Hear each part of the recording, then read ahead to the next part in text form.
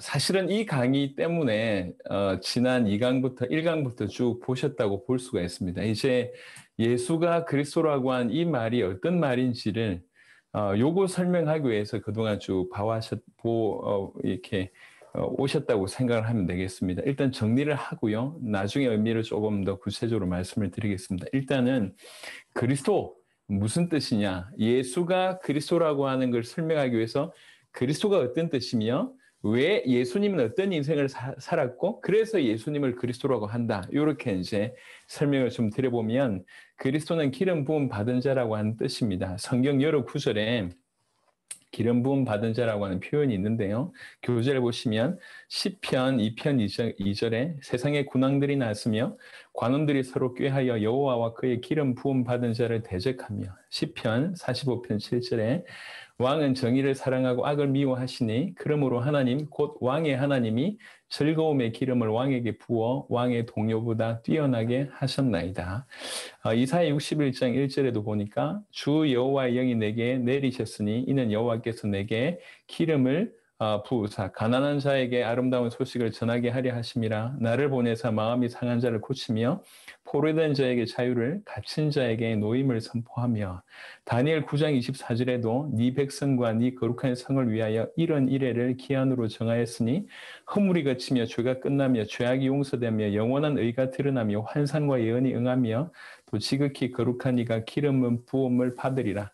기름 부음 받는다라고 하는 이런 표현으로 이제 그리스도가 기름 부음 받은 자임을 성경에서 이제 확인을 해야 되니까요. 이 몇 구절을 통해서 확인을 했고, 그럼 과연 이 뜻이 무엇인가라고 하는 것이죠. 무슨 뜻인가? 우리가 보셨듯이 인간의 수많은 문제의 가장 근원, 본질적인 문제, 바로 그것을 해결하는 자다. 이렇게 볼 수가 있습니다. 먼저 사무엘상 2장 10절에 여호와를 대적하는 자는 산산이 깨어질 것이라. 하늘에서 우레로 그들을 치시리로다.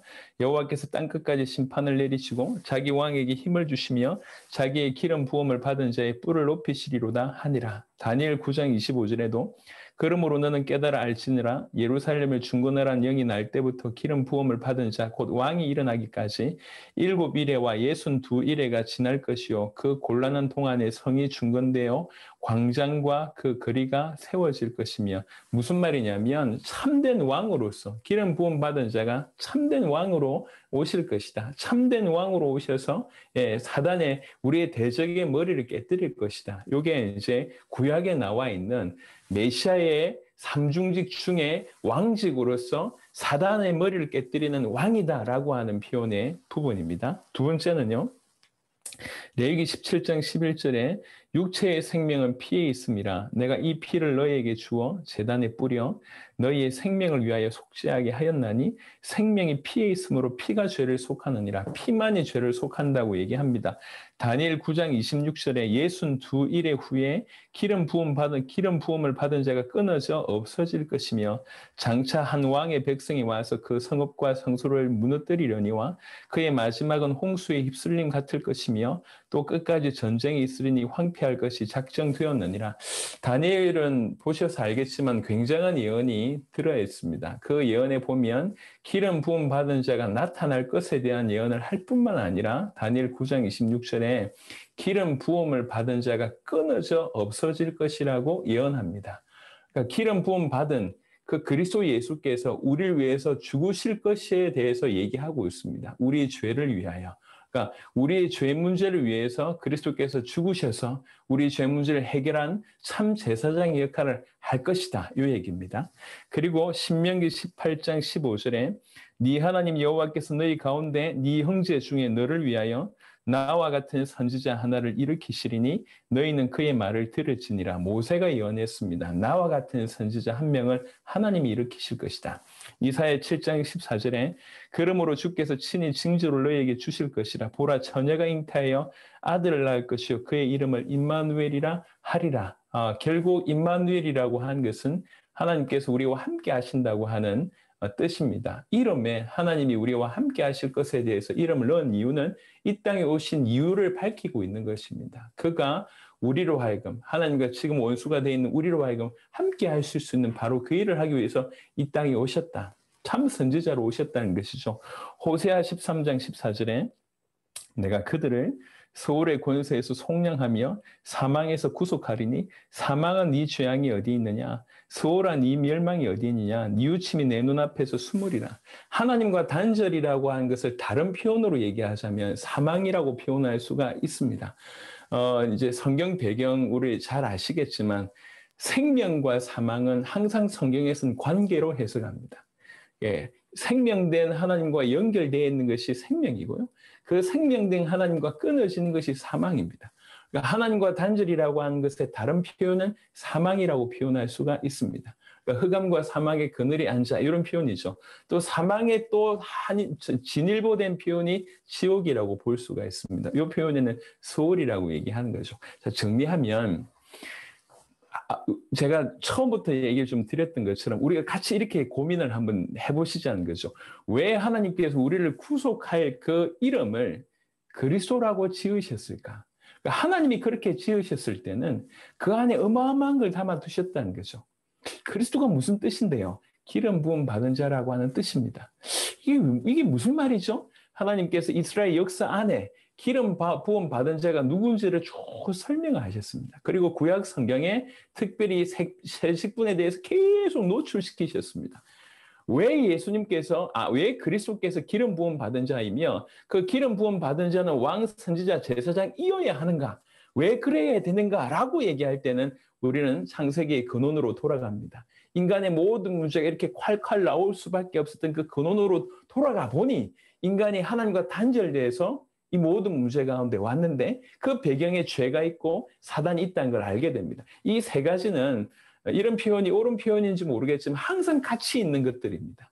사단과 죄와 하나님과 단절이라고 하는 것은 항상 같이 있습니다. 이것 때문에 모든 문제가 왔는데 이걸 해결할 수가 없는 거죠. 이걸 해결하기 위해서 하나님께서 메시아를 보내신 것입니다. 그래서 메시아는 처음부터 기름 부음 받은 자고 처음부터 왕이며 제사장이며 선지자이며 그 말은 처음부터 사단을 이길 자, 죄를 해결할 자, 하나님 만나게 할 자라고 하는 것이 그 이름 안에 원래부터 들어있었다는 것이죠.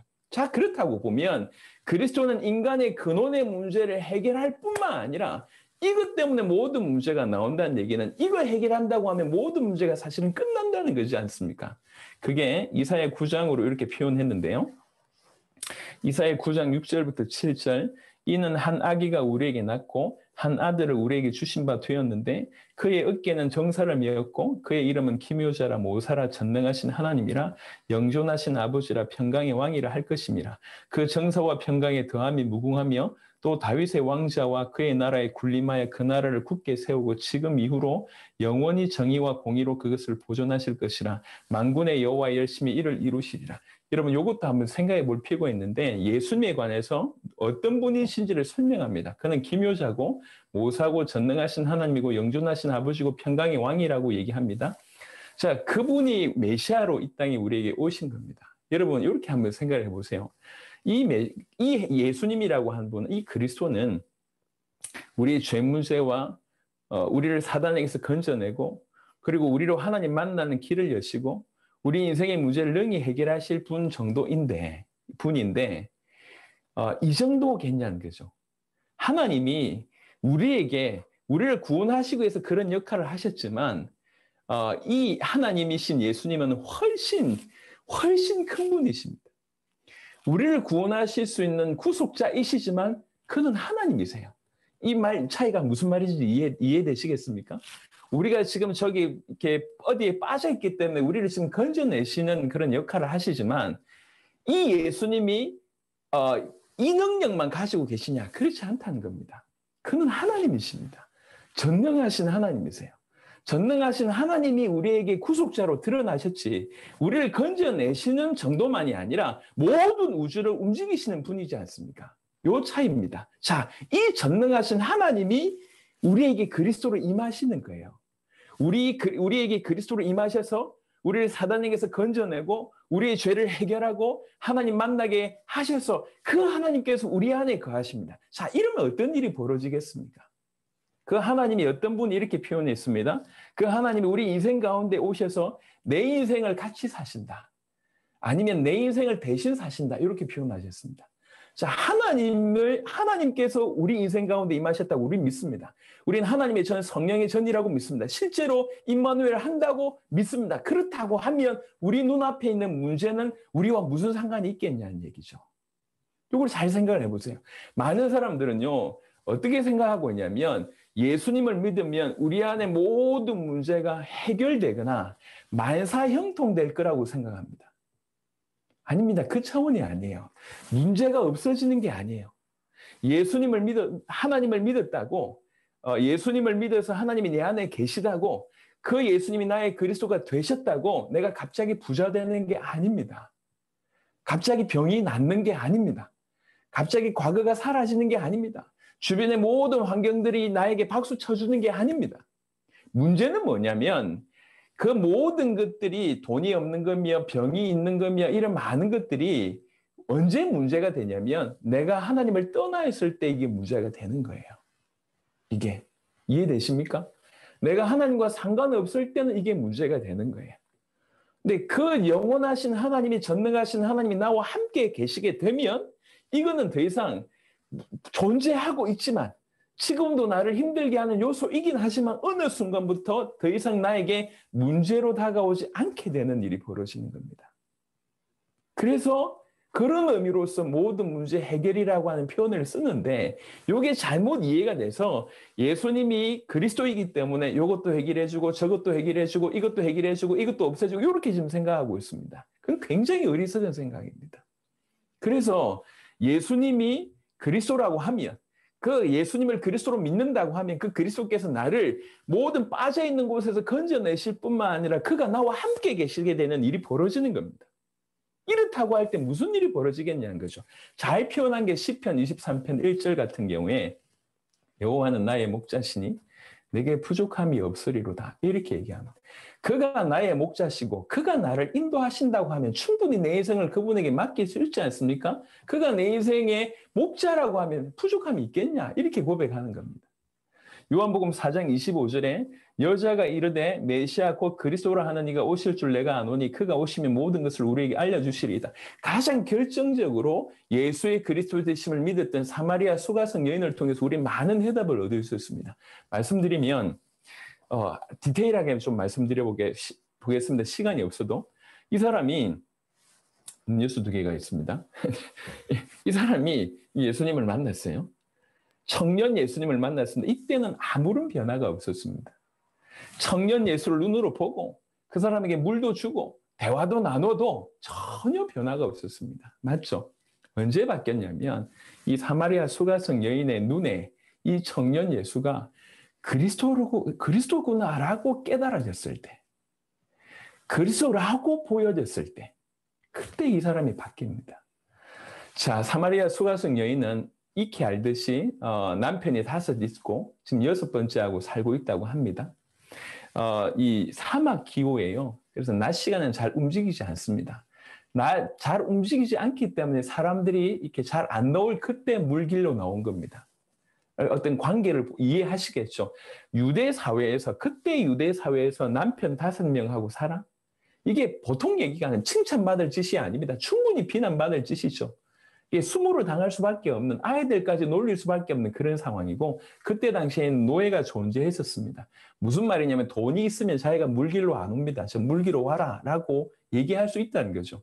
그러니까 가정 문제에 와 있지, 지금 경제 문제에 와 있지, 또 한편으로는 사회적인 관계 다 끊어져 있습니다. 이런 상태로 청년 예수를 만났는데 예수님을 눈으로 본다고 변화되는 게 아니에요.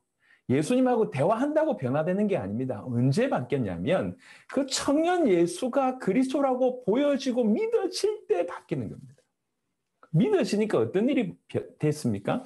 물길로 왔던 물동이를 버려둡니다. 그래놓고 어딜 가냐면 자기를 그렇게 비난하고 놀리던 마을 사람한테 가서 마을 사람들한테 가서 외칩니다. 와서 보라. 내가 있었던 일들 나한테 얘기하신 이 사람 그리스도 아니냐. 이러면서 전도합니다. 여러분, 갑자기 사마리아 수가성 여인이 돈 생긴 게 아니에요. 어두웠던 과거가 사라진 게 아닙니다. 여전히 사람들이 비난하는 손가락질을 하고 있습니다. 그런데 청년 예수가 그리스도라고 보여진 그 순간부터 과거가 더 이상 자기를 사로잡을 수 없고 돈 없는 게 문제가 되지 않았고 사람들이 지금 이제 자기를 비난하는 것도 문제가 되지 않습니다. 아니, 바뀌었습니다. 그 사람이 바뀌었어요. 예수님이 그리스도라고 믿어지지 할 때 이 모든 것들이 문제였기 때문에 철저하게 숨어서 지낼 수밖에 없는 인생이었지만, 예수님이 그리스도라고 믿으시니까 그 모든 것들이 더 이상 문제가 안 되는 일이 벌어지는 겁니다. 이게 예수님을 그리스도로 믿는다고 하는 표현입니다. 예수님이 그리스도라고 하는 것은 그가 나를 사단에게서 건졌고 죄에게서 해방시켰고 하나님을 만나게 하셨을 뿐만 아니라 그가 내 인생 가운데 임하시는구나. 하나님이 나와 동행하시는구나. 그가 나의 목자가 되셨구나. 그가 나를 의롭게 하셨구나. 내가 하나님과 화목됐구나. 임마누엘 되어 있구나라고 하는 것들이 믿어지기 때문에 어떤 것도 문제가 안 되는 일이 벌어지는 겁니다. 초대교회를 설명을 좀 드려보면, 초대교회는 예수님을 믿었기 때문에 감옥 갔습니다. 예수님을 믿었기 때문에 사회에서 축출되는 일이 벌어졌습니다. 예수님을 믿었기 때문에 순교당하는 일이 벌어졌습니다. 예수님을 믿었기 때문에 핍박을 당했습니다. 예수님을 그리스도라고 믿었기 때문에 가지고 있던 모든 물질을 내놓았습니다. 예수님을 그리스도라고 믿었기 때문에 그랬습니다. 예수님이 내 인생의 모든 문제를 해결하셨다고 믿었기 때문에 그렇게 살았습니다.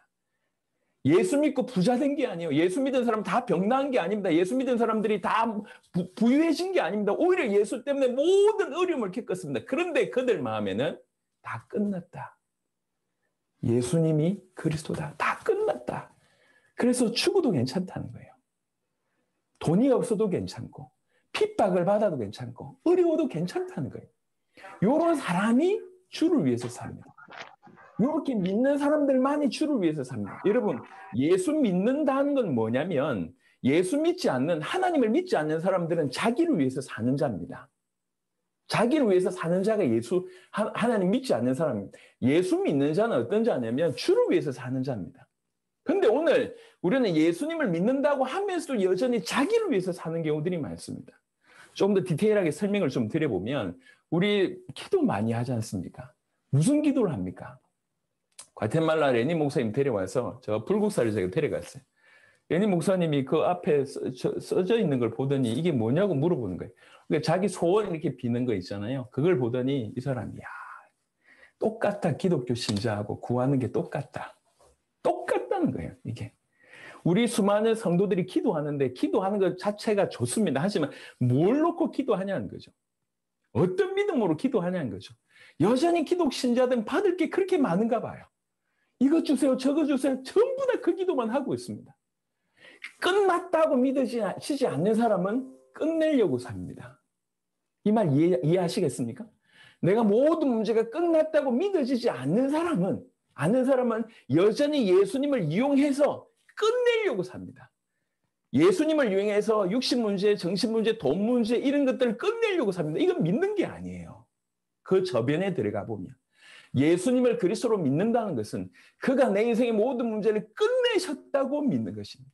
끝내셨다고 믿기 때문에 뭐라고 얘기하냐면 더 이상 나를 위해서 사는 자가 안 되는 거죠. 그래서 예수님께서 뭐라고 얘기하냐면 누구든지 나를 따르려거든 자기 십자가를 지고 자기를 부인하고 이렇게 됩니다. 그럼 자기를 부인한다는 얘기는 자기 자신을 그냥 억제한다는 얘기가 아닙니다. 죽이라는 얘기를 하는 게 아닙니다. 내 모든 문제가 끝났다고 믿으시니까 더 이상 내가 나를 위해서 살 필요가 없는 거예요. 자기를 부인하고 이런 자가 주님을 따르는 겁니다. 그래서 예수님이 그리스도라고 한 이 의미와 예수님을 그리스도로 믿게 하는 것이 얼마나 중요한지 모릅니다. 교회 안에 있으면서요. 믿음을 가졌다고 하지만 예수님이 십자가와 부활로 모든 것을 끝내셨다, 모든 것을 이루셨다고 믿으시지 않는 사람은 수십 년의 신앙생활을 하면서도 끝났다고 믿어지지 않으니 여전히 자기를 위해서 십자가 이용하고 복음 이용하는 사람들입니다. 이런 사람은 절대로 주를 위해서 살 수가 없습니다. 그래서 다시 정리하면 그리스도는 기름 부음 받은 자라는 뜻입니다. 내일 또 얘기하겠습니다. 내일 예수가 그리스도라고 하는 믿음에 대한 얘기이기 때문에 또 얘기하겠지만 여하튼 그리스도는 기름 부음 받은 자입니다. 하나님이 지어주신 이름입니다. 왕, 제사장, 선지자라는 얘기입니다. 처음부터 사단에게서 너희를 건져내고 너희 죄를 해결하고 하나님 만나는 길을 여시겠다고 하는 의지를 이 그리스도라고 하는 이름 안에 담아두셨다는 거예요. 이 이름 안에. 예, 그래서 그리스도가 누구냐? 이게 오랜 동안 이스라엘 백성들의 퀘스천 마크입니다. 누가 그리스도지? 누가 메시아지? 그러는 중에 2000년 전에 두둥 예수님이 등장하신 겁니다. 그 예수님께서 오셔서 많은 일을 하셨지만 결국 그분의 모든 사역의 가장 어떤 절정에 있는 십자가와 부활을 통해서 그가 우리의 죄를 해결하셨고 그가 사단의 머리를 박살내셨고 그가 우리로 하여금 하나님 만나는 길을 여셨구나. 십자가와 부활을 통해서 그걸 보여주셨을 때 제자들이 정말로 이 예수가 그리스도가 맞구나 이렇게 깨달아진 겁니다. 예수님에 관한 얘기 시간이 많이 지나가고 있습니다. 히브리 2장 14절에 자녀들은 혈과 육에 속하였으며 그도 또한 같은 모양으로 혈과 육을 함께 지니심은 왜 예수님께서 혈과 육을 함께 지니셨냐? 죽음을 통하여 죽음의 세력을 잡은 자 마귀를 멸하시며 그러하기 위해서 육신을 입으셨다 이렇게 표현합니다. 요한일서 3장 8절에 죄를 짓는 자는 마귀에게 속하나니 마귀는 처음부터 범죄함이라 하나님의 아들이 나타나신 것은 마귀의 일을 멸하러 하십니다. 바로 이 마귀의 일을 예수님께서 멸하기 위해서 이 땅에 오셨다는 거죠. 히브리 9장 12절에 염소와 송아지 피로 하지 아니하고 오직 자기의 피로 영원한 속죄를 이루사 단번에 성소에 들어가셨느니라. 대속으로 자기의 몸을 들이심으로 우리의 이 죄를 영원히 속죄하는 일들을 십자가상에서 이루셨습니다. 마가복음 10장 45절에 인자가 온 것은 섬김을 받으려 함이 아니라 도리어 섬기려 하고 자기 목숨을 많은 사람의 대속물로 주려 함이니라. 히브리 10장 19절 20절 그러므로 형제들아 우리가 예수의 피를 힘입어 성소에 들어갈 담력을 얻었나니 그 길은 우리를 위하여 휘장 가운데로 열어놓으신 새로운 살길이요 휘장은 곧 그의 육체니라. 예수님께서 십자가상에서 하나님 만나는 길을 여셨습니다. 요한복음 14장 6절에 예수께서 이르시되 내가 곧 길이요 진리요 생명이니 나로 말미암지 않고는 아버지께로 올 자가 없느니라. 그리스도가 이런 뜻인데 예수님이 십자가와 부활로 또 그의 공생의 전체를 통해서 당신이 사단을 이기고 죄를 해결하고 하나님 만난 길을 여신 참 그리스도이심을 예수님의 생애를 통해서 보여주셨습니다. 그래서 예수님이 그리스도구나 이렇게 얘기하는 거예요. 그래서 예수님이 그리스도구나.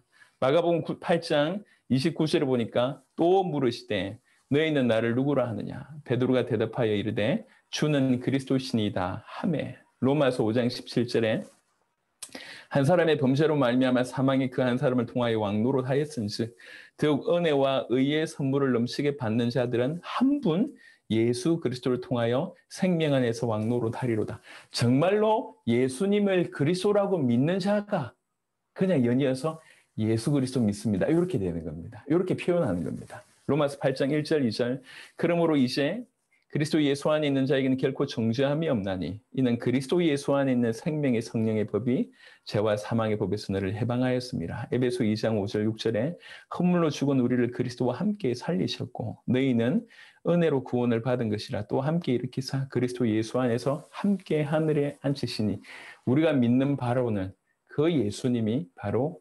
그리스도이십니다. 유대교는 지금도 인정하지 않고 있지만 우리는 우리를 위하여 십자가를 지시사 모든 저주를 받으신 우리를 대신해서 죽으신 그 예수님을 그리스도라고 믿는 것입니다. 이게 예수가 그리스도라고 하는 뜻입니다. 예수님이 참왕, 참제사장, 참선지자. 예수님이 우리 죄를 해결하고 하나님 만난 길을 여시고 사단을 이기신 그리스도다. 이렇게 성경은 얘기하고 있습니다. 그래서 우리는 이렇게 믿어야 되는 겁니다. 이렇게 믿게 하는 것이 성경의 목적이라고 요한복음 20장 31절에 나와 있습니다. 내일 아마도 첫 시간에 예수를 그리스도로 믿는 믿음이라고 하는 부분으로 조금 더 강하게 자세하게 설명하도록 하겠습니다. 딱 29분이네요. 감사합니다. 기도하겠습니다. 하나님 감사합니다. 우리 참여 모든 선교사님들에게 또 참여 모든 성도들에게 주님 눈을 열어주시길 기도합니다. 우리를 불쌍히 여겨주십시오. 사도들이 가지고 있던 그 복음, 사도들이 가지고 있던 그 믿음이 우리 가운데 있기를 원합니다. 그래서 사도들처럼 우리도 우리 살아있을 때 주님 오시기를 준비하다가 깨끗하게 순수하게 그렇게 그런 삶을 살다가 마침내 하나님 앞에 설 수 있도록 역사하여 주시옵소서. 주님 우리로 하여금 세계복음을 하기 위해서 우리 인생을 준비시키셔서 지금 만나게 하셨사오니 특별히 우리 선교사님들에게 큰 은혜를 허락하시고 그들의 모든 사역 현지마다 살아나게 하시고 선교사님들의 관계와 만남마다 살아나게 하시고 이 선교사님들을 통해서 수많은 선교사님들과 수많은 목회자들이 불같이 일어나는 귀중한 은혜가 있도록 역사하여 주옵소서. 아멘. 감사를 드렸고 우리 주 예수 그리스도의 이름으로 기도드렸습니다. 아멘. 아멘.